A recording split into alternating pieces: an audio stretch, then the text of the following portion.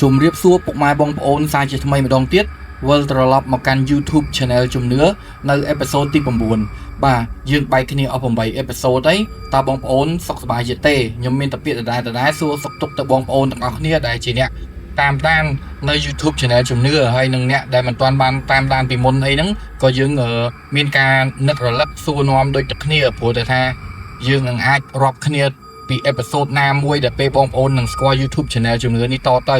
បាទឥឡូវសាច់រឿងទី1នៅអេពីសូតទី9នេះយើងកុំឲ្យខាតពេលវេលាយូរយើងចូលទៅសាច់រឿងនេះទាំងអស់គ្នាដែលមានចំណងជើងថាសម្បត្តិបណ្ដាសាបាទដើមនៃសាច់រឿងនេះមានសិស្សមួយក្រុមកំពុងតែជែកគ្នាថាឯងមានបានដឹងឮទេថាសាលារបស់យើងមានករណីបាត់ខ្លួនសិស្សប្រុសមួយរូបទៀតហើយគ្នាពួកគេហ្នឹងក៏បាននិយាយតវិញថាបាត់ខ្លួនមួយទៀតហើយឯងនិយាយលេងទៅអីហើយគ្នាពួកគាត់ហ្នឹងក៏បានបន្តទៀតថានិយាយលេងអីបើឯងមិនជឿសាកទៅសួរថ្នាក់ជាប់យើងទៅដោយការជជែកគ្នាអំពីការបាត់ខ្លួនសិស្សសាលាម្នាក់ពីមាត់សិស្សដទៃក៏បានឮទៅដល់ទឹកជារបស់សុធីដែលជាសិស្សថ្មីម្នាក់ដែលទើបផ្ទេរមកពីសាលាផ្សេងហ្នឹងណាដោយសារតែគ្រួសាររបស់គាត់ត្រូវមកធ្វើការនៅក្នុងខេត្តកំពង់ចាមនេះឯងស្របពេលនោះដែរនៅពេលដែលសុធីបានចូលមកដល់សិស្សដទៃទៀតក៏បាននាំគ្នាឈប់ជជែកគ្នាទៀតដោយដៀងភ្នែកមើលមកសុធីវិញរួចក៏និយាយខ្សឹបខ្សៀវដាក់គ្នាថានោះសិស្សថ្មីម្នាក់ទៀតហើយចាំមើលតើវានឹងជួបរឿងនោះដែរឬអត់ដោយសារតែក្តីងឿងឆ្ងល់របស់សុធីហ្នឹងសុធីក៏បានដើរចូលទៅចិត្តសិស្សទាំងនោះហើយក៏បាននិយាយថាសួស្តីខ្ញុំឈ្មោះសុធីខ្ញុំជាសិស្សថ្មីហើយមុននេះខ្ញុំបានឮអ្នកទាំងអស់គ្នាកំពុងនិយាយអំពីរឿងរ៉ាវបាត់ខ្លួននរណាម្នាក់ទេតើមាននរណាអាចប្រាប់ខ្ញុំឲ្យបានដឹងពីរឿងហ្នឹងផងបានទេគ្រាន់តែសុធីនិយាយចប់រួចស្រាប់តែសំឡេងជួងបានពលឺឡើងហើយសិស្សទាំងនោះក៏បានដើរចេញពីសុធីទៅតម្រង់ទៅកាន់ថ្នាក់រៀនរបស់ពួកគេដោយទុកឲ្យសុធីនៅឈរនៅនឹងថ្កឹងតែម្នាក់ឯងឆ្ងល់នៅនឹងមួយរំពេចនោះក៏មានសិស្សស្រីម្នាក់ដើរមកពីក្រោយដោយពោលថាមិនបាច់ខ្វល់ពីរឿងនោះទេវាគ្រាន់តែជាការនិយាយលេងរបស់ពួកនោះទេតោះយើងដល់ម៉ោងចូលរៀនហើយខ្ញុំវិញឈ្មោះលីការីករាយដែលបានស្គាល់ឯងបន្ទាប់ពីបានសំណេះសំណាលគ្នារួចមកហើយពួកគេទាំងពីរក៏បានដើរទៅរកថ្នាក់រៀនហើយចៃដន្យអីពួកគេក៏រៀនថ្នាក់ចំជាមួយគ្នាទៀតគឺជាមិត្តរួមថ្នាក់នឹងគ្នាទៀតថ្ងៃសិក្សាដំបូងហ្នឹងក៏បានរំលងផុតទៅហើយសុធីវិញហ្នឹងក៏មិនបានចាប់អារម្មណ៍នឹងរឿងបាត់ខ្លួននោះទៀតដែរដោយសារតែគាត់មិនបានឃើញមានអ្វីខុសប្រក្រតីនៅក្នុងសាលានោះដែរមួយអាទិត្យក្រោយមកក្នុងថ្នាក់របស់សុធីក៏មានរឿងមួយបានកើតឡើងគឺមិត្តរួមថ្នាក់របស់គាត់ដែលជាសិស្សប្រុសម្នាក់ស្រាប់តែបាត់ខ្លួនដោយអាចកំបាំងដោយមិនឃើញមករៀនទៀតដោយហេតុតែឆ្ងល់មិនអស់ចិត្តសុធីក៏បានដាច់ចិត្តសួរលីកាដែលខ្លួនបានរាប់អានជាមិត្តភក្តិហ្នឹងអំពីរឿងរ៉ាវដែលបានកើតឡើងនៅសាលាមួយនេះកាលពីមុនដំបូងឡើយលីកាហាក់ដូចជាមិនចង់និយាយអ្វីឡើយតាក់ទិននឹងរឿងនេះតែដោយសារតែសុធីតាមសួរច្រើនដងពេកលីកាក៏ដាច់ចិត្តនិយាយប្រាប់សុធីទៅលីកាបាននិយាយថាសិស្សដែលរៀននៅក្នុងសាលានេះប្រកាសជាបានដឹងអំពីរឿងបណ្ដាសារបស់សម្បត្តិស្នេហ៍ដ៏អាចកំបាំងមួយហើយឲ្យតែសិស្សប្រុសណាដែលបានទទួលសម្បត្តិនោះតែងតែបាត់ខ្លួនដោយអាចកំបាំងពីដំបូងឡើយគេស្មានថាវាជារឿងកំប្លែងនោះទេតែបន្ទាប់ពីមានសិស្សប្រុសមួយចំនួនបានបាត់ខ្លួនរួចមកវាក៏คล้ายជារឿងអាចកំបាំងមួយដែលលោកគ្រូអ្នកគ្រូនៅក្នុងសាលាព្យាយាមលាក់បាំងទាំងអស់សុធីមិនបងអង្គយូក៏សួរទៅកាន់លីកាថាចុះតើសម្បត្តិនោះមានរូបរាងយ៉ាងម៉េចហើយមានអត្ថន័យអ្វីខ្លះលីកាក៏តបវិញថាខ្ញុំមិនដឹងទេដោយសារតែគ្មាននរណាម្នាក់ដែលបានទទួលសម្បត្តិនោះហើយអាចមានវត្តមានមកនិយាយប្រាប់អ្នកដទៃទៀតបានឡើយនិយាយអញ្ចឹងសុធីឯងប្រយ័ត្នប្រយែងផងណាហើយសុធីក៏បានតបវិញថាអរគុណហើយលីកាតោះយើងទៅផ្ទះវិញនិយាយរួចពួកគេទាំងពីរក៏បានលាគ្នាទៅផ្ទះរៀងខ្លួនទៅនៅពេលដែលដើរតាមផ្លូវសុធីក៏ស្រាប់តែមានអារម្មណ៍ថាមានរបស់អ្វីមួយនៅក្នុងហៅប៉ៅរបស់ខ្លួនហើយគាត់ក៏បានលុបដៃទៅយករបស់នោះចេញមកពីហៅប៉ៅមកមើលគ្រាន់តែសុធីបានឃើញរបស់នោះភ្លាមសុធីក៏ហាក់ដូចជាមានអារម្មណ៍តក់ស្លុតយ៉ាងខ្លាំងដោយសារតែរបស់នោះគឺជាសម្បត្តិតូចមួយដែលមានសភាពចាស់និងប្រឡាក់ស្នាមអ្វីជាច្រើននៅលើសម្បត្តិហ្នឹងសុធីមិនទាន់បានបើកមើលសម្បត្តិនោះភ្លាមឡើយហើយក៏បានព្យាយាមមើលជុំវិញខ្លួនក្រែងឃើញមាននរណាម្នាក់ដែលនៅក្បែរនោះតែផ្ទុយទៅវិញមិនមានវត្តមានរបស់នរណាម្នាក់ឡើយអញ្ចឹងហើយតើសម្បត្តិនោះវាចេញមកពីណានៅទីបំផុតសុធីក៏ដាច់ចិត្តបើកសម្បត្តិនោះមើលហើយខ្លឹមសារនៅក្នុងសម្បត្តិនោះក៏បានសរសេរថាខ្ញុំចូលចិត្តឯងចុំដល់ឃើញសម្បត្តិសរសេរមកអញ្ចឹងចង់មានន័យថាម៉េចទៅពុកម៉ែបងប្អូនបន្ទាប់ពីឈរមើល សម្បត្តិនោះយ៉ាងយូរប្រហែលជា10នាទីសុធាក៏ចាប់ផ្ដើមមានអារម្មណ៍ថាត្រជាក់ចុងដៃចុងជើងទោះបីខ្លួនកំពុងឈរនៅហាលថ្ងៃក៏ដោយមិនយូរប៉ុន្មានសុធាក៏បានរត់ទៅផ្ទះរបស់គាត់យ៉ាងលឿនពេលមកដល់ផ្ទះសុធាក៏បានទាញសម្បត្តិនោះចេញមកមើលគាត់ផ្ទៀងផ្ទាត់មើលម្ដងទៀតដើម្បីឲ្យប្រកាសក្នុងចិត្តថាខៃឡូទៅវិញគ្រាន់តែជាការលេងសើចរបស់មិត្តរួមថ្នាក់របស់គាត់អញ្ចឹងណាតែផ្ទុយពីការគិតរបស់សុធីវិញទាំងអស់សម្បត្តិនោះស្រាប់តែមានខ្លឹមសារបន្ថែមទៀតថាកុំមកយឺតឲ្យសោះក្នុងការណាត់ជួបគ្នាថ្ងៃដំបូងនៅក្នុងយប់នេះប្រសិនជាមកយឺតក្រោយម៉ោង12យប់ឬមិនបានមកឯងនឹងត្រូវស្លាប់ជួបគ្នានៅក្នុងបន្ទប់ហាត់រាំក្នុងសាលាដាលីងគ្រាន់តែសុធីអានហើយភ្លាមគាត់ក៏ចាប់ផ្ដើមភ័យឡើងហ្មងនៅពេលដែលបាននឹកដល់រឿងរ៉ាវបាត់ខ្លួនរបស់សិស្សមួយចំនួនទៀតហើយគាត់ក៏ឆ្ងល់ក្នុងចិត្តថាវាជាការពិតឬក៏យ៉ាងណាបន្ទាប់ពីគាត់បានសម្រួលអារម្មណ៍ឲ្យមករៀនធូរស្រាលវិញសុធាក៏បានមើលម៉ោងឃើញថាម៉ោងទើបតែ3ល្ងាចទេហើយគាត់ក៏បានព្យាយាមគិតថានៅក្នុងសាលាមានបន្ទប់ហាត់រាំមួយកន្លែងនៅជាន់ទី3តែមិនដឹងថាមូលហេតុអ្វីទេបន្ទប់នោះត្រូវគេចាក់សោបិទទុកចោលហើយក៏មិនដែលមានអ្នកណាជជែកអំពីបន្ទប់នោះដែរមានន័យថាដែលមានអ្នកណាគេនិយាយរឿងរ៉ាវបន្ទប់នោះឲ្យមកកាន់គាត់បានដឹងឮអញ្ចឹងបើស្ដាប់ទៅវាដូចជារឿងគួរឲ្យចម្លែកបន្តិចដែរឬមានអ្វីមួយដែលបានកើតឡើងនៅក្នុងបន្ទប់នោះមែនទេសំខាន់តើខ្ញុំគួរទៅឬអត់តែសម្បត្តិនោះបានបញ្ជាក់ឲ្យថាប្រសិនបើខ្ញុំមិនទៅខ្ញុំនឹងត្រូវជាស្លាប់ជាមិនខានតើវាអាចទៅរួចដែរអត់ចុះអ្នកដតីមុនណាតើពួកគេជ្រើសរើសរបៀបម៉េចហើយចុះដល់នេះហ្នឹងវាគាត់ហ្នឹងជានរណាគេបន្ទាប់ពីសុធីហ្នឹងគិតអស់ពេលយ៉ាងយូរសុធាក៏បានសម្រេចចិត្តថានឹងទៅនៅក្នុងយប់នោះតែម្ដងដោយហេតុថារឿងរ៉ាវដែលបានកើតឡើងមានសភាពចម្លែកខ្លាំងដោយខ្លួនរកចម្លើយមកគិតថាដោះស្រាយថាវាមានរឿងអ្វីហ្នឹងមិនចេញទេលុះដល់ពេលយប់ហ្នឹងក៏បានចូលមកដល់សុធីហ្នឹងក៏បានមកដល់ក្នុងសាលាវេលាម៉ោង10យប់ហើយសាលាមានសភាពស្ងាត់ជ្រងំគួរឲ្យខ្លាចខ្លាំងណាស់មើលទៅបងប្អូនតាសាលាដែលយើងចេញពីម៉ោងពីរៀនហ្នឹងទៅគេបិទភ្លើងអស់គឺស្ងាត់ជ្ងំហើយហ្មង10យប់រហូតដល់2 10យប់ទៀតដឹងតែអើយព្រឺសបល់យ៉ាងម៉េចទេពុកម៉ែបងប្អូនបើសិនជាខ្ញុំជាសុធីវិញប្រហែលជាមានជំរឿគឺនៅផ្ទះហើយរកវិធីផ្សេងដើម្បីដោះស្រាយវិញតោះឥឡូវយើងចូលសាច់រឿងយើងបន្តទៀតបន្ទាប់មកសុធាក៏បានដើរតម្រង់ឆ្ពោះទៅរកអគារមួយដែលមានកម្ពស់3ជាន់ហ្នឹងច្រកទ្វារចូលអគារនោះត្រូវគេបានចាក់សោពីខាងក្រៅជាប់បាត់ទៅហើយប្រួយទាំងអស់ក៏ត្រូវបិទចិត្តទៀតតែជាហេតុធ្វើឲ្យសុធាមិនអាចចូលទៅក្នុងអគារនោះបានឡើយ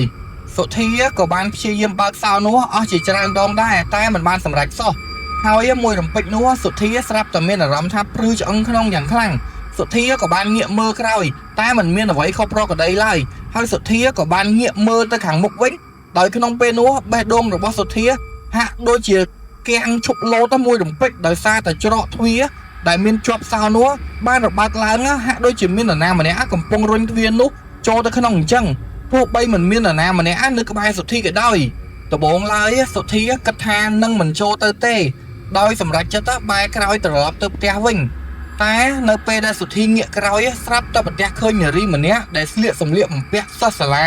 ហើយអ្វីដែលគួរឲ្យចាប់អារម្មណ៍នោះគឺថាសម្លៀកបំពាក់របស់នារីនោះមានប្រឡាក់អ្វីពណ៌ក្រហមនៅពីលើសម្លៀកបំពាក់របស់នាងហើយសក់របស់នាងវែងអន្លាយដល់ត្រឹមជង្គង់ហើយជាពិសេសស្បែករបស់នាងមានពណ៌សស្លេកស្លាំងដែលខុសពីស្បែកមនុស្សធម្មតាទូទៅអញ្ចឹងហើយនាងអោនមុខចុះដែលជាហេតុធ្វើឲ្យសុធាមិនអាចមើលមុខរបស់នាងបានដឹងថាជានរណាឡើយសុធាប្រុងនឹងសួរនារីម្នាក់នោះថានាងជានរណាទៅហើយស្រាប់តែសុធាបិទមាត់វិញមួយរំពេចដោយសារតែខ្លួនបានឃើញថានារីម្នាក់នោះជើងមិនជាប់ពីដីឡើយគឺនាងកំពុងអណ្ដែតខ្លួនពីលើដីទៅវិញភ្លាមនោះសុធាក៏បានឮសំឡេងដ៏ក្រលួចដែលពោលចេញពីមាត់នារីនោះថាខ្ញុំចូលចិត្តឯងដោយមិនចាំគិតបាច់គិតច្រើនសុធាក៏បានបែរក្រោយហើយរត់ដាក់មេប្រូចចេញពីក្នុងអគារនោះយ៉ាងលឿនបន្ទាប់ពីរត់បានបន្តិចសុធាក៏បានងាកក្រោយមើលតែមិនបានឃើញនារីម្នាក់នោះទៀតឡើយក៏ប៉ុន្តែច្រកទ្វារអគារនោះបានបិទជាថ្មីម្ដងទៀតដោយមិនដឹងមូលហេតុអ្វីបានសុកបានជីវិតចឹងសុធាក៏ចាប់ផ្ដើមភ័យញ័រខ្លួនទាំងអស់ហើយដោយមិនដឹងថាត្រូវធ្វើដូចម្ដេចឡើយហើយក៏សម្រេចចិត្តបន្តដំណើរទៅជាន់ខាងលើដើម្បីរកបន្ទប់ហាត់រាំនោះពីមួយជាន់ទៅមួយជាន់សុធាមានអារម្មណ៍កាន់តែត្រជាក់ទៅរហូតមកដល់ជាន់ទី3ហើយគាត់ក៏បានប្រទះឃើញស្លាកបន្ទប់នឹងដែលបានសរសេរថាបន្ទប់ហាត់រាំហើយសុធាក៏បានព្យាយាមស្វែងរកមើលរបស់អ្វីមួយ ដែលមានទម្ងន់ធ្ងន់ណាស់ដើម្បីយកទៅវាយបំបែកសោនោះចេញតែកំពុងតែរៀបនឹងររបស់អីមួយនឹងហើយហ្នឹងស្រាប់តែទ្វារមុខទប់នឹងហាត់រំហ្នឹងក៏បានបើកដោយឯងសុធាមានតែខំមាត់ទេសង្កត់ចិត្តដើរចូលទៅក្នុងបន្ទប់នោះទៅហើយនៅពេលដែលសុធាចូលទៅក្នុងបន្ទប់នោះហើយសុធាក៏បានប្រទះឃើញសម្ភារៈដែលមាននៅខាងក្នុងបន្ទប់នោះសុទ្ធតែធូលីទាំងអស់ហើយជាពិសេសមានកញ្ចក់ឆ្លោះមួយដ៏ធំនៅជាប់នឹងជញ្ជាំងនៅកណ្ដាលបន្ទប់នោះហើយក៏មានកៅអីចំនួន4ផងដែរសុធាក៏បានដើរចូលទៅមើលកៅអីទាំងនោះហើយនៅពីក្រោមកៅអីនីមួយសុទ្ធតែមានឈ្មោះដោយមានឈ្មោះថាដាណាជាតា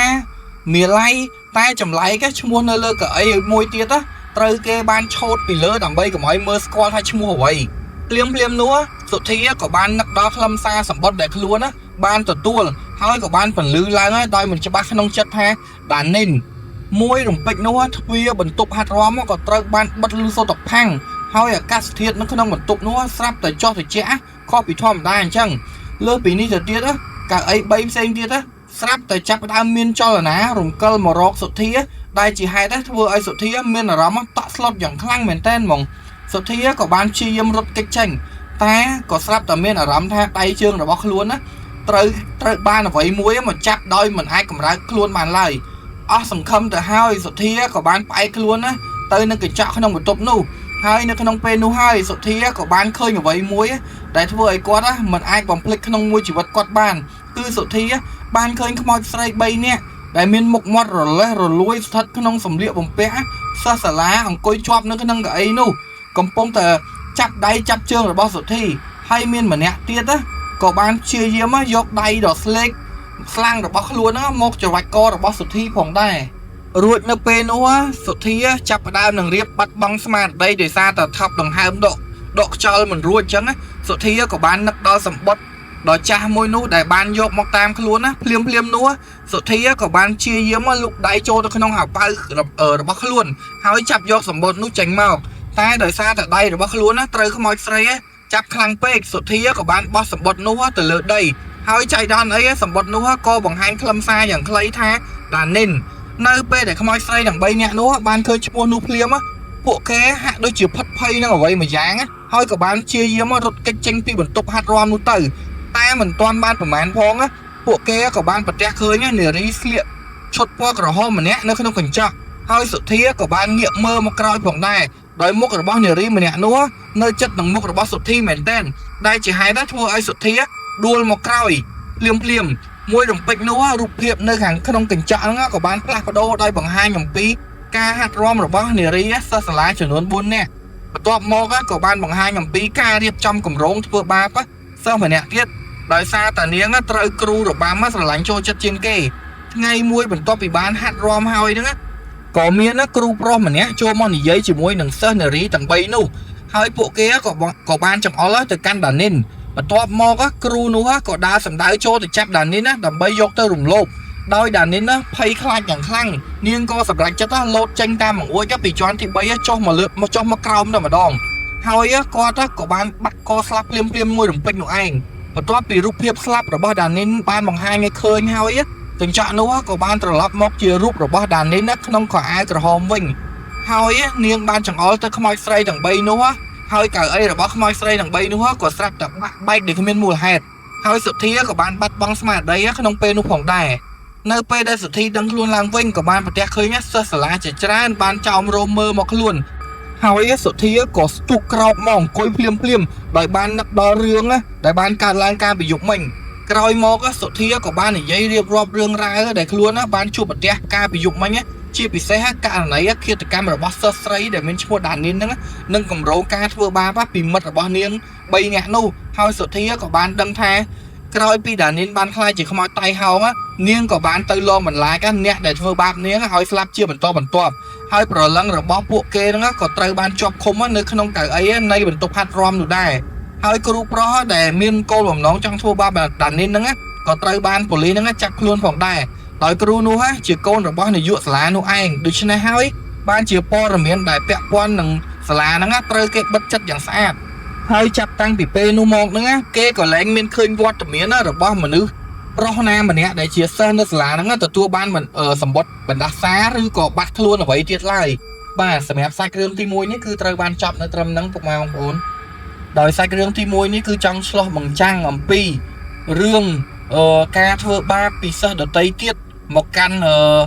អ្នកដែលគ្រូស្រឡាញ់ជាងគេអញ្ចឹងដោយសារតែមិត្តភ័ក្តិហ្នឹងមានភាពចំណែនសុខចិត្តទៅឲ្យគ្រូផ្សេងហ្នឹងមករំលោភមិត្តភ័ក្តិរបស់ខ្លួនដោយសារតែភាពចំណែនឈ្នានីសរបស់ខ្លួនហើយក៏បានឆ្លោះបញ្ចាំងអំពីអ្វីមួយចំនួនផ្សេងទៀតដែរដែលបងប្អូនអាចស្ដាប់ទៅហើយបងប្អូនយកទៅពិចារណានិងទទួលយកបទពិសោធន៍ពីរឿងនេះទៅតាមបងប្អូនគិតឃើញរៀងៗខ្លួននិងបងប្អូនមានខមមិនអ្វីអាចចូលខមមិននៅក្នុងវីដេអូនេះបានបាទឥឡូវកុំឲ្យខាតពេលវេលាយូរយើងចូលទៅសាច់រឿងបន្តទៀតដោយសាច់រឿងទី2នេះមានចំណងជើងថាបន្ទប់3នាក់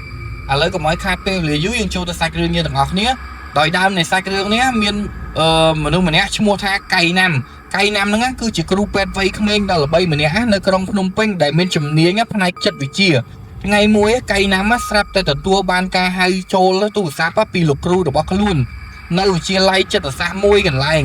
លោកគ្រូនោះមានឈ្មោះថាលោកគ្រូពេទ្យកៅហ្នឹងក៏បានរៀបរាប់ប្រាប់មូលហេតុដែលគាត់បានទូរស័ព្ទទៅកៃណាំគឺគាត់ចង់ពិភាក្សាអំពីករណីចម្លែកមួយដែលបានកើតឡើងមកលើកូនសិស្សប្រុសរបស់គាត់ឈ្មោះថាមេណានដែលទើបផ្លាស់ប្ដូរមកពីខេត្តគាត់ក៏បានរៀបរាប់អំពីអាការៈរបស់មេណានថាបន្ទាប់ពីមេណានហ្នឹងបានផ្លាស់ប្ដូរមកពីខេត្តហើយចូលមករស់នៅក្នុងបន្ទប់ជួលនៅក្នុងផ្ទះល្វែងមួយកន្លែងមកមេណានក៏ចាប់ផ្ដើមមានអាការៈចម្លែកដោយគាត់តែងតែព្យាយាមមិនចង់ដេកឡើយហើយក្មេងនោះមានសភាពអស់កម្លាំងយ៉ាងខ្លាំងដោយសារតែអត់ងងុយគេងជាច្រើនយប់ហើយជាពិសេសអ្វីដែលចម្លែកនោះគឺគាត់តែងតែយល់សប្តិដដែលរៀងរាល់យប់នៅពេលដែលគាត់ដេកលោកគ្រូពេទ្យកៅនោះក៏បានប្រាប់ទៅកៃណាំថាខ្ញុំក៏បានវិភាគយូរហើយមុននឹងឈានដល់ការសន្និដ្ឋានថាក្មេងប្រុសនោះមិនព្រមសារភាពទេគាត់នឹងកំពុងតែភ័យខ្លាចណាស់ហាក់ដូចជាគាត់ខ្លាចអ្វីមួយយ៉ាងដែលបានលាក់ទុកនៅក្នុងចិត្តគាត់អញ្ចឹងកៃណាំក៏បាននិយាយថាចុះលោកគ្រូមានបានសាកល្បងឲ្យគាត់ដេកនៅកន្លែងផ្សេងដូចជានៅសាលាជាដើមនៅកន្លែងផ្សេងដែលខុសពីផ្ទះអីចឹងលោកគ្រូពេទ្យកៅក៏បានបញ្ជាក់មកវិញថាខ្ញុំសាកល្បងអស់ហើយមិនថានៅសាលាឬសូម្បីតែផ្ទះរបស់ខ្ញុំទេក៏មេណាននៅតែមានអាការៈដដែលអីចឹងហើយបានខ្ញុំមកសុំឲ្យកៃណាំឯងមកជួយដោះស្រាយខ្ញុំផងហើយកៃណាំហ្នឹងក៏បានតបទៅលោកគ្រូវិញថា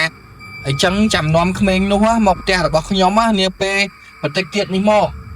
លុះដល់2ម៉ោងក្រោយមកលោកគ្រូពេទ្យកៅក៏បាននាំមេណានមកជួបនឹងកៃណាំនៅពេលដែលកៃណាំបានឃើញសភាពរបស់មេណាហ្នឹងកៃណាំហ្នឹងហាក់ដូចជាភ្ញាក់ផ្អើលយ៉ាងខ្លាំងដោយសារតែមេណាហ្នឹងមានសភាពដូចជាស្មារតីមិនគ្រប់ទឹកមិនទេហើយគាត់តែងតែដៀងភ្នែកមើលទៅខាងលើជាប្រចាំលោកគ្រូពេទ្យកៅនោះក៏បាននិយាយថាមេណាននេះជាលោកគ្រូពេទ្យកៃណាំហ្នឹងហើយគាត់ជារៀមច្បងរបស់ឯងមិនចាំបាច់ខ្លាចទេឯងអាចនិយាយអ្វីទាំងអស់ប្រាប់ទៅកៃណាំបានមេណានក៏វីក្បាលហើយក៏និយាយថាខ្ញុំខ្លាចតែលោកគ្រូហ្នឹងមិនជឿខ្ញុំទេហើយកៃណាំហ្នឹងក៏បាននិយាយថាបងអូនសាកនិយាយសិនទៅមេណានហ្នឹងក៏បានតបវិញថានៅពេលដែលខ្ញុំមានសុបិននោះជាលើកដំបូងកាលពី3សប្តាហ៍មុនវាមិនគួរឲ្យខ្លាចទេតែនៅក្នុងសុបិនខ្ញុំតែងតែភ្ញាក់ពាក់កណ្ដាលយប់ដើម្បីចូលបន្ទប់ទឹករហូតខ្ញុំឈប់នៅមុខកញ្ចក់រួចបើកទឹកមុននឹងដាក់ក្បាលចូលដើម្បីកក់សក់ហើយនៅពេលដែលខ្ញុំអោនក្បាលចុះខ្ញុំបានឃើញសមោមនុស្សម្នាក់ឈរនៅមាត់ទ្វារខាងមុខដំបូងឡើយសមោនោះឈរនៅឆ្ងាយទេតែនៅពេលដែលខ្ញុំលាងក្បាលរបស់ខ្ញុំចប់ទើបខ្ញុំដឹងថាសមោនោះហាក់ដូចជាខិតមកនៅក្បែរខ្លួនខ្ញុំយ៉ាងចឹងនៅថ្ងៃបន្ទាប់ខ្ញុំក៏បានយល់សប្តិដដែលទៀតអ្វីគ្រប់យ៉ាងគឺដូចគ្នាទាំងអស់ដោយសារខ្ញុំដើរចូលទៅក្នុងបន្ទប់ទឹកដដែលឈរនៅមុខកញ្ចក់ដដែលរួចបើកទឹកមុននឹងដាក់ក្បាលចូលដើម្បីកក់សក់ហ្នឹងហើយនៅពេលដែលសក់របស់ខ្ញុំហ្នឹងប៉ះនឹងផ្ទៃទឹកខ្ញុំអាចមើលឃើញសមោរបស់នរណាម្នាក់កំពុងឈរនៅក្នុងបន្ទប់ពេលខ្ញុំកក់សក់រួចសមោនោះក៏បានខិតចូលមកជិតខ្ញុំម្ដងទៀតហើយនៅពេលនោះគឺខ្ញុំមិនអាចដាស់ខ្លួនឯងឲ្យក្រោកបានឡើយនៅពេលដែលខ្ញុំងងុយដេកសុបិននោះនៅតែបន្តមករកខ្ញុំរហូតកាលពី2សប្តាហ៍មុនក្នុងការយកសប្តិដដែលនោះសមោនោះបានចូលមកដល់បន្ទប់ទទួលភ្ញៀវហើយកាលពី1សប្តាហ៍មុនសមោនោះក៏បានបង្ហាញខ្លួននៅក្បែរបន្ទប់ទឹកឯកាលពី4ថ្ងៃមុនសមោនោះបានលេច ចេញមកឈរក្បែរខ្ញុំនៅពីក្រោយខ្នងត្មងមិនតែប៉ុណ្ណោះយប់កាលពី2ថ្ងៃមុនណាខ្ញុំក៏យល់សពដដែលម្ដងទៀតហើយវាក៏ជាលើកចុងក្រោយដែរដែលមុខរបស់សមោនោះគឺនៅគៀកនឹងខ្ញុំណាហើយនៅពេលដែលខ្ញុំព្យាយាមមើលសមោនោះបានលុកដៃច្បាច់កខ្ញុំបន្ទាប់ពីនោះមកខ្ញុំក៏បានភ្ញាក់ពីដំណេកហើយខ្ញុំក៏មិនហ៊ានដេកទៅវិញដែរព្រោះខ្ញុំខ្លាចនៅពេលដែលខ្ញុំដេកម្ដងទៀតខ្ញុំនឹងស្លាប់ជាមិនខានដោយមិនបង្អង់យូរកៃណាំក៏បានសួរទៅកាន់មេណានថាចុះនៅក្នុងយល់សពហ្នឹងប្អូនតែងតែធ្វើអ្វី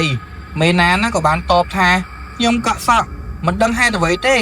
ខ្ញុំតែងតែមានអារម្មណ៍មួយថាចង់កក់សក់ជានិច្ចបន្ទាប់ពីបានសួរនាំហើយហ្នឹងកៃណាំក៏បានឈប់គិតហើយលោកគ្រូពេទ្យកៅហ្នឹងក៏បានអូសដៃកៃណាំឲ្យចេញទៅក្រៅដើម្បីជជែកគ្នាបន្តិចដោយលោកគ្រូពេទ្យកៅហ្នឹងបាននិយាយថាឯងយល់ដូចមិនដែរកៃណាំក៏បានប្រាប់ទៅលោកគ្រូវិញថាខ្ញុំគិតថាវាហាក់ដូចជាការរវើរវាយដោយសារតែមានអារម្មណ៍របស់មនុស្សម្នាក់ដែលធ្លាប់ជួបប្រទះរឿងរន្ធត់តក់ស្លុតអ្វីមួយមិនទេលោកគ្រូពេទ្យកៅហ្នឹងក៏បានដកដង្ហើមធំហើយក៏បាននិយាយថាមេណានកំព្រាឪពុកម្ដាយតាំងពីអាយុ6ឆ្នាំមកម្លេះហើយម្ដាយរបស់គាត់ត្រូវបានគេសម្លាប់ទៀតថ្ងៃមួយនៅពេលដែលមេណានមកពីសាលារៀនវិញ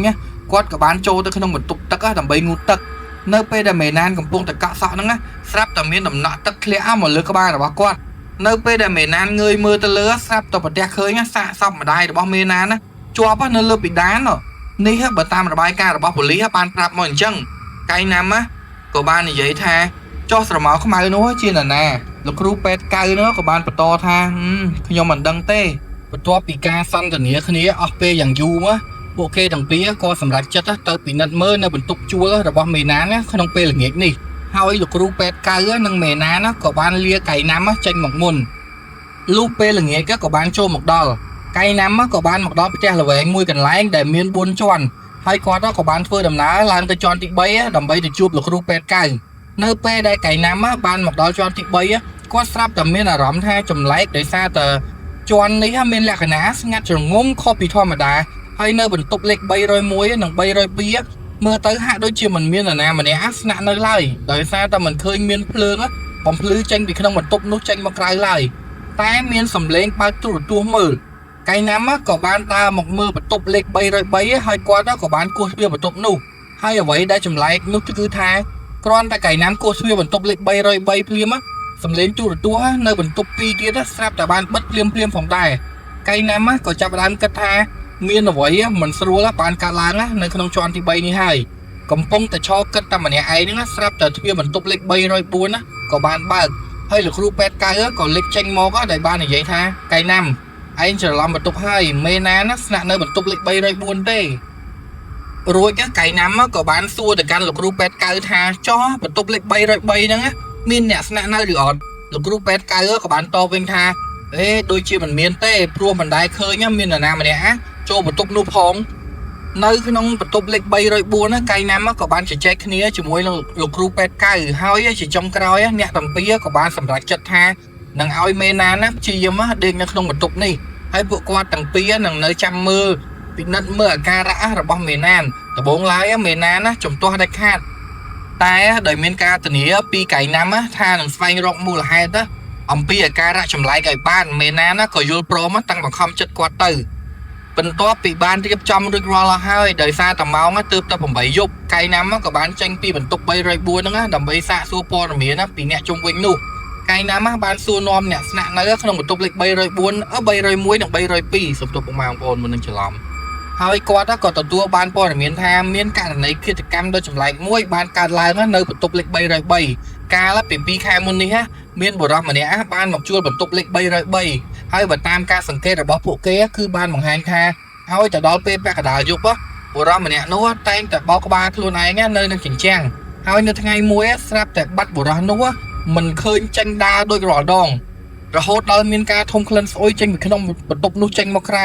ហើយគេក៏សម្រេចចិត្តគាស់ទ្វារបន្ទប់នោះដើម្បីចូលទៅមើលតែអ្វីដែលគួរឲ្យតក់ស្លុតនោះគឺគេបានប្រទះឃើញសាកសពរបស់បុរសនោះដេកស្លាប់យ៉ាងអណោយអធមដោយបុរសនោះបានយកដៃច្រវាច់កខ្លួនឯងដេកស្លាប់នៅក្នុងបន្ទប់ហ្នឹងបន្ទាប់ពីសាកសួរអស់ចិត្តហើយកៃណាំក៏បានត្រឡប់មកបន្ទប់លេខ304វិញហើយគាត់ក៏បាននិយាយអ្វីដែលខ្លួនបានដឹងប្រាប់ទៅលោកគ្រូពេទ្យកៅ nè tầng pia còn bên là rắm tha rương được bao mê ná nó hạ đôi chỉ chùm lại lan tơi mà tê với lia mong đó có bạn cho một đờ mê ná nó của bạn lông lụa không đồng nế các đời xa tập hiệp cầm láng á nằng ở ngối ở để dạp pp bên ngay nè đọc này đi đồng bốn á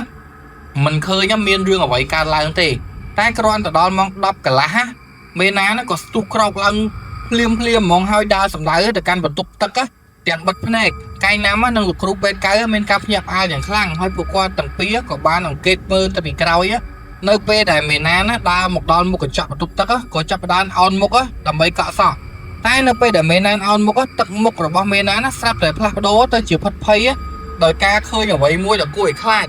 cái nám á của ban nghĩa còi mơ tai mình khơi miền ở vậy play copy pro đây lại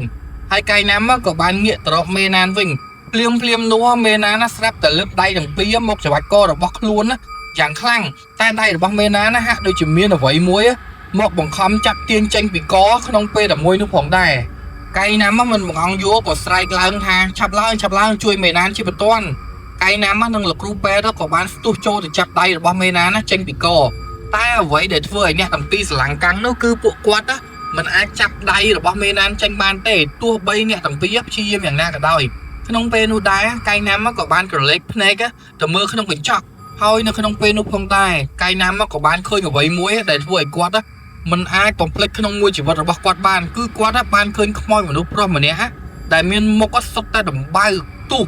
hồ tranh một hàng cày hay chó nơi cho bị cày cái đông là bom mê nan thôi á dọc đây chỉ vạch co mê nan đợi prom thằng áo cái bá cho một chất mua là bom mê nan tiết đại mưa tới hạ đôi chỉ không moi cái cầm pung tập chi yếm á cho sần thật không luôn đó rồi bom mê nan này chăng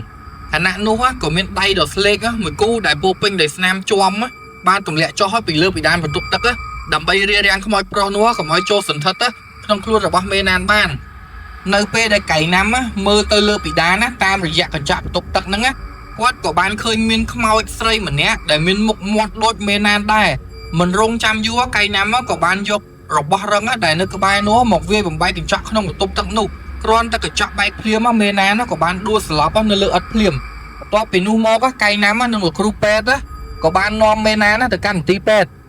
rất lớn á của bạn cho một đòn nơi pe đây mê ná nó đâm luôn lăng vinh á cây nắm á của bạn riệp rọp rương rái á oi mê ná nó bạn đằng cây nắm á bạn này dây tha nè để bạn slap nó không một tục bay rồi bay á và hai chỉ trai á khoi pro nu á chỉ nè sầm láp á đời ca cho bạn cô nu anh ai ca bị dục mình nhá miền không moi chủng nón pía nơi không một tục ta có chỉ muối năng mê nan anh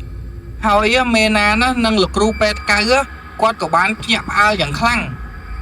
cái nắm á của bạn riệp ro bẩn to tiết tha không moi pro núa miền bùm nón mình lọ cứ trăng cho sần thất không luôn ở bao mê nan bẩn ta không moi mà nè tiết để nơi lơ bị đan á cứ việc đôi chỉ sai cái riêng đây là rupet cái á prapi mà đai rồi bao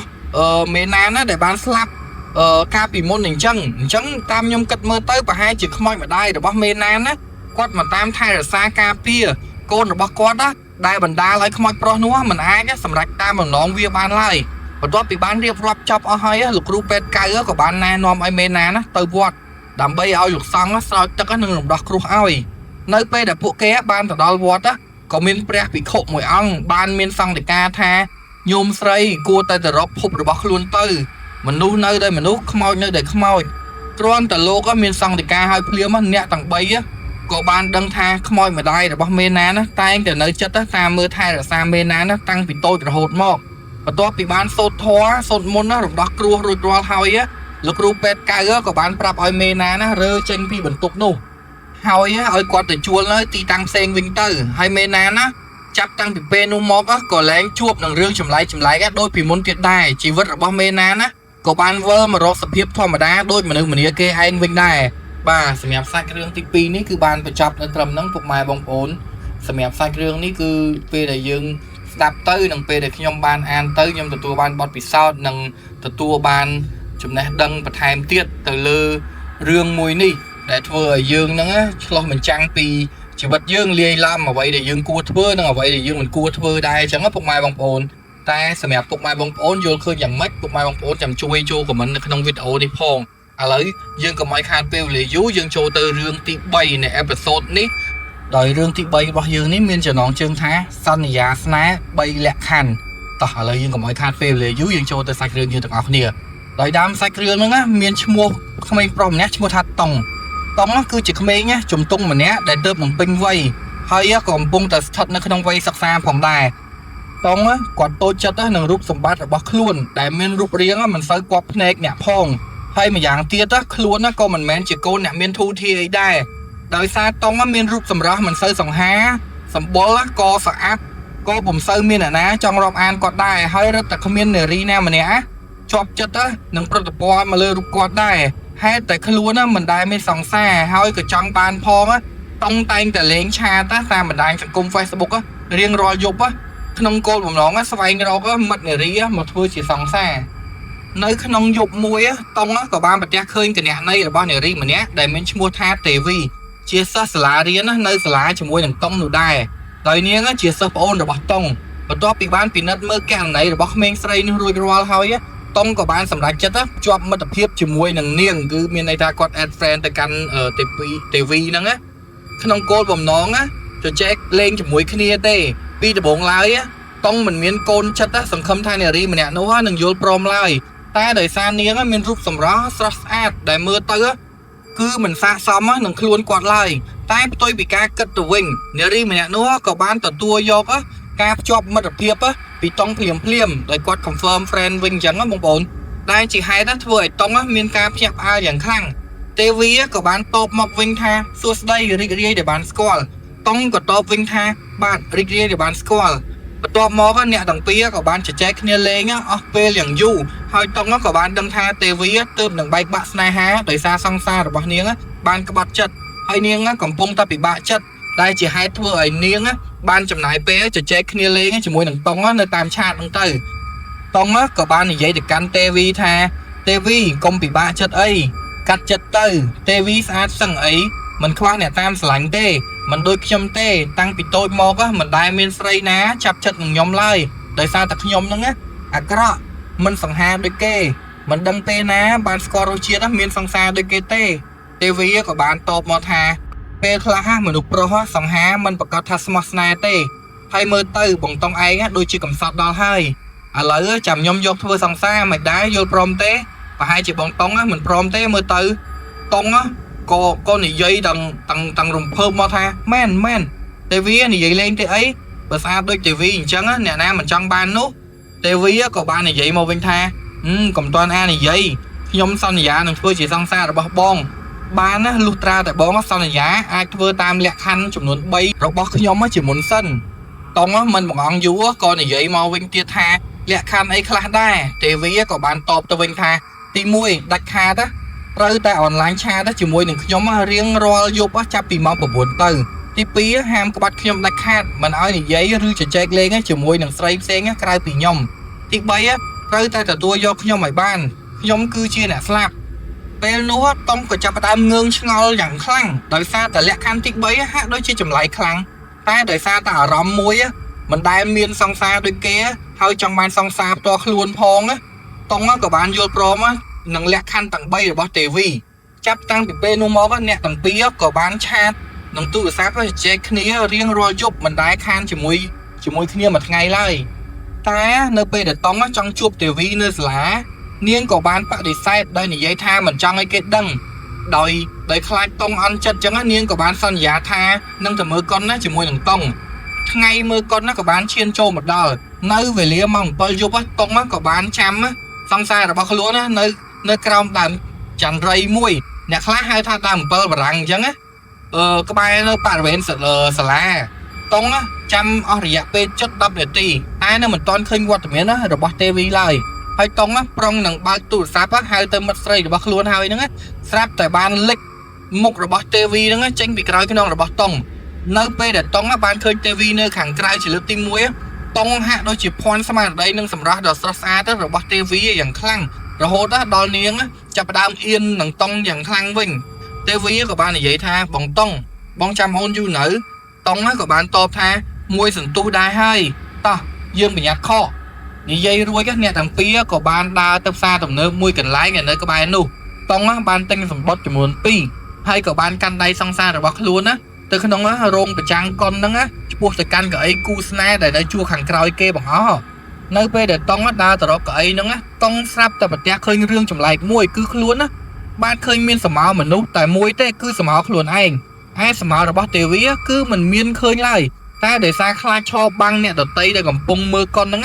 តង់ក៏មិនបានគិតច្រើនហើយក៏បានចូលទៅអង្គុយជាមួយនឹងសង្សាររបស់ខ្លួនក្នុងពេលនោះដែរតង់ក៏បានប្រទះឃើញមិត្តរបស់ខ្លួន2 3នាក់ដែលរៀនថ្នាក់ជាមួយគ្នាហ្នឹងក៏អង្គុយនៅជួរមុខតង់ក៏គិតថានឹងទៅនិយាយអួតដាក់មិត្តរបស់ខ្លួនណាថាខ្លួនរកបានសង្សារដ៏ស្រស់ស្អាតម្នាក់ទៅហើយស្រាប់តែទឹកមុខរបស់មិត្តតង់មើលទៅហាក់ដូចជាភ័យខ្លាចនឹងរឿងអ្វីមួយអញ្ចឹងហើយពួកគេក៏បាននាំគ្នាបែរមុខចេញរួចក៏ធ្វើដូចជាមិនបានឃើញតង់អញ្ចឹងតង់ក៏កាន់តែឆ្ងល់មែនតែនតែដោយសារតែរឿងកុនណាចាប់ផ្ដើមចាក់បញ្ចាំងតង់ក៏ឈប់ខ្វល់ហើយអង្គុយមើលរឿងជាមួយនឹងគូស្នេហ៍រហូតដល់ចប់តង់ក៏បាននិយាយទៅកាន់ទេវីថាចាំបងជូនអូនទៅផ្ទះយប់ហើយគ្រោះថ្នាក់ណាស់បងអូនទៅម្នាក់ឯងទេវីក៏បានតបវិញថាមិនអីទេបងអូនជិះកង់3ទៅវិញខ្លួនឯងបានដោយសារតែបកាយក៏មិនឈ្នះសង្សាររបស់ខ្លួនណាតង់ក៏យល់ព្រមហើយអ្នកទាំងពីរក៏ទៅផ្ទះរៀងខ្លួនទៅបន្ទាប់ពីបានស្រឡាញ់គ្នាអស់រយៈពេល2 ខែមកតង់ក៏បានសុំទេវីណាត់ជួបគ្នានៅផ្ទះសំណាក់មួយកន្លែងនៅវេលាម៉ោង7 យប់7 ល្ងាចបងប្អូន7 ល្ងាច7 យប់ហ្នឹងអ្នកទាំងពីរក៏បានបន្តការណាត់ជួបគ្នានៅក្នុងផ្ទះសំណាក់ចំនួន5 6 ដងទៀតរហូតដល់ថ្ងៃមួយនៅពេលដែលអ្នកទាំងពីរបានចូលទៅដល់ក្នុងបន្ទប់ផ្ទះសំណាក់មួយកន្លែងតង់ក៏បានដើរទៅបន្ទប់ទឹកដើម្បីងូតទឹកមុននឹងត្រឡប់ទៅផ្ទះរៀងខ្លួនវិញបន្ទាប់ពីងូតទឹកហើយតង់ក៏បានបើកទ្វារបន្ទប់ទឹកហើយគាត់ក៏អត់ទាន់បានចេញមកក្រៅទេតែគាត់កំពុងតែឈរសិតសក់មុខកញ្ចក់ហើយតង់ស្រាប់តែបានប្រទះឃើញរឿងដល់ចម្លែកគឺខ្លួនមិនឃើញទេវីនៅក្នុងកញ្ចក់ឡើយទោះបីនាងកំពុងតែដេកសម្រាននៅលើគ្រែក៏ដោយតង់ក៏ចាប់ផ្ដើមគិតដល់រឿងលើកមុននៅពេលដែលទៅមើលកុនតង់ក៏មិនបានឃើញសមោរបស់ទេវីដែរហើយមិត្តរបស់ខ្លួនក៏មានទឹកមុខផិតភ័យយ៉ាងខ្លាំងទៀតផងនៅពេលដែលពួកគេងាកមកមើលតង់នៅថ្ងៃនោះតង់ក៏មិនមាត់អ្វីដែរហើយដោយគិតក្នុងចិត្តថានឹងទៅសួរនាំអំពីមិត្តរបស់ខ្លួននៅពេលក្រោយវិញនាថ្ងៃបន្ទាប់តង់ក៏បានទៅសួរមិត្តរបស់ខ្លួនហើយមិត្តរបស់តង់ក៏បានប្រាប់តង់វិញថាមិត្តស្រីរបស់តង់បានស្លាប់បាត់យូរណាស់មកហើយដោយនាងបានទៅចងកសម្លាប់ខ្លួនបន្ទាប់ពីត្រូវបានគេក្បត់ហើយនៅថ្ងៃមើលកុននោះនាងបានសម្លាប់ពួកគេក្នុងទឹកមុខដ៏គួរឲ្យខ្លាចអញ្ចឹងហើយបានជារហូតមកដល់ពេលនេះមិនមាននរណាម្នាក់ហ៊ាននិយាយការពិតប្រាប់តង់ឡើយនៅពេលត្រឡប់មកផ្ទះវិញតង់ក៏ទៅនិយាយលេងជាមួយនឹងម៉ាក់របស់ខ្លួនដោយធ្វើជាសួរអំពីនេះអំពីនោះរហូតដល់សួររឿងខ្មោចហើយម៉ាក់របស់តង់ក៏និយាយប្រាប់ថាចាស់ពីដើមតែងតែនិយាយថាឲ្យតែយើងអោនមើលប្រឡោះជើងយើងនឹងអាចឃើញការពិតបានហើយនិយាយរួចតង់ក៏ណាត់ជួបទេវីម្ដងទៀតលុះដល់ពេលដែលអ្នកទាំងពីរបានចូលទៅដល់ក្នុងបន្ទប់ក្នុងផ្ទះសំណាក់នោះតង់ក៏ធ្វើជាដើរទៅក្នុងបន្ទប់ទឹកហើយកាន់ក្រាស់យកមកសិតបានបន្តិចតង់ក៏ទម្លាក់ក្រាស់ចុះទៅធ្វើអោនជារើសវិញនៅពេលដែលតង់កំពុងតែអោនហ្នឹងតង់ក៏បានក្រឡេកទៅមើលលើគ្រែហើយអ្វីដែលបានឃើញនោះគឺមិនមែនជាមនុស្សស្រីដែលមានសម្រស់ស្រស់ស្អាតឡើយផ្ទុយទៅវិញគឺជាខ្មោចស្រីដែលមានរង្វង់ភ្នែកខ្មៅហើយនៅត្រង់កមានស្នាមរឹតចំណងនៅកហ្នឹងដែលកំពុងអង្គុយសម្លឹងមករត់តង់ក្នុងកសែភ្នែកដល់គួរឲ្យខ្លាចទេវីក៏និយាយក្នុងសំឡេងក្រលួចថាម៉េចបងតង់បងឯងចង់ចោលអូនផងដោយមិនរងចាំយូរតង់ក៏រត់ចេញពីបន្ទប់នោះយ៉ាងលឿនដោយមិនងាកក្រោយឡើយនៅពេលដែលបានមកដល់ផ្ទះវិញតង់នៅមិនទាន់បាត់ភ័យនៅឡើយទេដោយសារទស្សនភាពនោះវាស្ដែងពេកដែលពិបាកទទួលយកវាចូលមកភ្លាមក្នុងចិត្តយើងអញ្ចឹងបងប្អូនតង់ក៏ទៅបើកទូរទស្សន៍ដើម្បីរងាប់អារម្មណ៍ខ្លះថាមើលរឿងមើលអីផ្សេងដើម្បីបន្ធូរអារម្មណ៍អញ្ចឹងកំឡុងពេលកំពុងមើលហ្នឹងស្រាប់តែភ្លើងបានដាច់ហើយសីតុណ្ហភាពនៅក្នុងបន្ទប់នោះក៏ចុះទៅជាត្រជាក់ខ្លាំងខុសពីធម្មតាភ្លាមរួចតង់ក៏បានឃើញសមោរបស់ទេវីឈរនៅខាងក្រោយខ្នងរបស់ខ្លួនតាមរយៈពន្លឺភ្លើងពីទូរស័ព្ទព្រមជាមួយនឹងសំឡេងនិយាយថាបងឯងចង់ក្បត់អូនមែនទេអូននឹងតាមបងអស់មួយជីវិតភ្លាមនោះភ្លើងក៏ភ្លឺវិញហើយតង់ក៏ងាកក្រោយមើលតែមិនឃើញមានអ្វីឡើយបន្ទាប់មកក្នុងយប់នោះតង់ក៏ដេកបើកភ្លើងចោលដោយមិនហ៊ានបិទឲ្យងងឹតទេតង់បានបន្តដេករបៀបនេះអស់រយៈពេល1 អាទិត្យហើយអ្វីដែលចម្លែកនោះគឺថាតង់បានយល់សប្តិឃើញទេវីតែងតែមកដេកជាមួយនឹងខ្លួនរៀងរាល់យប់ដោយទ្រាំមិនបានតង់ក៏បានយករឿងរ៉ាវទាំងអស់ទៅនិយាយប្រាប់ប៉ាម៉ាក់របស់ខ្លួន ហើយជាលទ្ធផលវិញតង់ក៏ត្រូវប៉ាម៉ាក់ស្ដីបន្ទោសយ៉ាងខ្លាំងថាហេតុអ្វីបានជាឯងទៅធ្វើរឿងដែលមិនល្អលើកូនអ្នកដទៃអញ្ចឹងនាថ្ងៃបន្ទាប់ពួកគេក៏បាននាំគ្នាទៅរកគ្រូម្នាក់ដើម្បីស្វែងរកដំណោះស្រាយជួយមកកាន់តង់បន្ទាប់ពីបានស្ដាប់ដំណើររឿងអស់ហើយលោកគ្រូនោះមិនបាននិយាយអ្វីច្រើនឡើយដោយគាត់បានត្រឹមតែកវីក្បាលហើយក៏បាននិយាយថាម្ដងនេះគ្មានអ្នកណាអាចជួយវាបានទេវានេះបានជ្រុលសន្យានឹងគេថានឹងទទួលយកគេអស់មួយជីវិតហើយគេក៏តាមវាជាប់ដែរដោយមិនចាំបងអង្គយូរម្ដាយតង់ក៏បាននិយាយថាអញ្ចឹងធ្វើមិនលោកគ្រូសូមជួយគ្នាផងគ្នានៅក្មេងមិនដឹងអីទេលោកគ្រូក៏បានតបវិញថាអាចសាកទៅស្វែងរកពុកម្ដាយរបស់ខ្មោចស្រីនោះទៅហើយសុំកម្មាទោសពីគេទៅក្រែងលោអាចជួយបានខ្លះបន្ទាប់មកតង់ក៏បានសួរនាំមិត្តរបស់ខ្លួនអំពីវិស័យឋានផ្ទះរបស់សាច់ញាតិរបស់ទេវីហើយតង់និងក្រុមគ្រួសារក៏បាននាំគ្នាទៅសុំកម្មាទោសពីឪពុកម្ដាយរបស់ទេវីបន្ទាប់ពីពេលនោះមកតង់ក៏លែងយល់សប្តិឃើញទេវីទៀតដែរហើយតង់ក៏បានបន្តជីវិតក្នុងភាពរស់នៅម្នាក់ឯងជារៀងរហូតដល់ទៅ2ឆ្នាំកន្លងផុតទៅតង់ក៏មានមិត្តស្រីម្នាក់ដែលរៀននៅថ្នាក់ជាមួយគ្នាអ្នកទាំងពីរក៏បានតាក់ទងគ្នាអស់រយៈពេល71ឆ្នាំរហូតដល់ថ្ងៃមួយដែលតង់បានសុំមិត្តស្រីរបស់ខ្លួននៅជាមួយដោយបានសន្យាថានឹងចូលស្ដីដណ្ដឹងបន្ទាប់ពីអ្នកទាំងពីរបានរៀនចប់ហើយមិត្តស្រីរបស់តង់ក៏បានយល់ព្រមរួចអ្នកទាំងពីរក៏បាននាំគ្នាទៅផ្ទះសំណាក់មួយកន្លែងបន្ទាប់ពីបាននាំគ្នាចូលដល់ក្នុងបន្ទប់ផ្ទះសំណាក់នោះហើយតង់ក៏បានចូលទៅក្នុងបន្ទប់ទឹកជាមុនដើម្បីសម្អាតខ្លួនតាមទម្លាប់ពីដើមហើយមិត្តស្រីរបស់តង់បានអង្គុយចាំនៅលើគ្រែបន្ទាប់ពីបានងូតទឹកហើយតង់ក៏មានអារម្មណ៍ថាត្រជាក់ខុសពីធម្មតាហើយស្រាប់តែមានប្រផ្នូលមិនល្អដោយមិនមានមូលហេតុអ្វីសោះសុកមានប្រផ្នូលល្អអញ្ចឹងតង់បានស្រែកហៅមិត្តស្រីរបស់គេពីបន្ទប់ទឹកថាអូនតង់ក៏បានបើកទ្វារចេញមកមើលដោយសារតែមិនមាននរណាឆ្លើយតបគ្រាន់តែដើរចេញបានបន្តិចតង់ស្រាប់តែប្រែទឹកមុខទៅជាផុតភ័យយ៉ាងខ្លាំងដោយសារតែម្នាក់ស្រីដែលអង្គុយនៅលើគ្រែនោះមិនមែនជាមិត្តស្រីរបស់ខ្លួនឡើយតែគឺជាទេវីដែលកំពុងតែអង្គុយសម្លាក់មើលមកតង់ទាំងទឹកភ្នែកទាំងទឹកមុខគួរឲ្យខ្លាចហ្មងក្នុងកសែភ្នែកចងកាឃាតមែនតែនហ្មងទេវីក៏បានចង្អុលមកតង់ហើយក៏បានស្រែកថាអាតង់ហើយហ៊ានក្បត់អញផងគ្រាន់តែលឺភ្លាមតង់ក៏ស្ទុះរត់វឹងទៅរកទ្វារដើម្បីរត់គេចចេញពីបន្ទប់នោះតែនៅពេលដែលបានបើកទ្វារបន្ទប់តង់ស្រាប់តែប្រទះឃើញទេវីឈរនៅពីខាងមុខហើយនាងក៏បានយកដៃមកច្រវាច់កតង់ហើយក្រវែងតង់ចូលទៅក្នុងបន្ទប់វិញហើយតង់ក៏បាននិយាយក្រោកមកវិញនិយាយមកកាន់ទេវីថាទេវីបងសុំទោសជួយខ្ញុំផង